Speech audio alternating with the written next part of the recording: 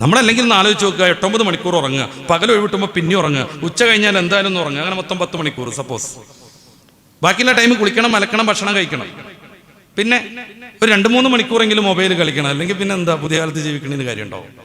പിന്നെ എത്ര നമ്മൾ ആഖിറത്തിന് വേണ്ടി ജീവിക്കണത്? എത്രയാണ് ആഖിറത്തിന് വേണ്ടി ജീവിക്കണത്? അതുകൊണ്ടാണ് 1 മണിക്ക് മുമ്പ് ഉറങ്ങിയത് ഓർമ്മയില്ല എന്ന് ഉസ്താദ് പറയുന്നത്. അത് ഉസ്താദിന് എല്ലാവരോടും പറഞ്ഞു കൊടുക്കണതിൽ ഇഷ്ടമുണ്ടോയെന്നൊന്നും എനിക്കറിയില്ല, എന്നോട് മാത്രം പറഞ്ഞതായിരിക്കും. പക്ഷെ എനിക്കത് പറയാതെ വയ്യ. ആധുനികരും പൂർവികരും ഇങ്ങനെയൊക്കെ തന്നെ ആയിരുന്നു. ആഖിറത്തെ കൊതിച്ചവർ, ജീവിതത്തിന് വേണ്ടി എന്തെങ്കിലും ചെയ്യണമെന്ന് ആഗ്രഹിച്ചവർ തോന്നിയ ദിവസം കാട്ടിയിട്ട് സമയമൊക്കെ കളഞ്ഞുകൊണ്ടിരിക്കുക. എന്നിട്ട് നമുക്ക് ഒന്നിനും സമയമില്ല. അതാണ് എല്ലാവരും പറയണത്. ഇത്രയും പറഞ്ഞ സ്ഥിതിക്ക് ഒന്നുകൂടെ പറയാം. ഉസ്താദിന്റെ റൂമിൽ എല്ലാവർക്കും വായിക്കാൻ പറ്റും വിധം ചുമരിൽ എഴുതി വെച്ചിട്ടുണ്ട്, സമയം വിലപ്പെട്ടതാണ്, എൻ്റേതും നിങ്ങളുടേതും. ഇരുന്ന് കത്തിയടിക്കേണ്ട വേറെ പണിയുണ്ട് എന്നർത്ഥം. ഇവിടെ കയറി വന്നിട്ടേ ഇങ്ങനെ തൊള്ള വിട്ടുകൊണ്ടിരിക്കേണ്ട, വേറെ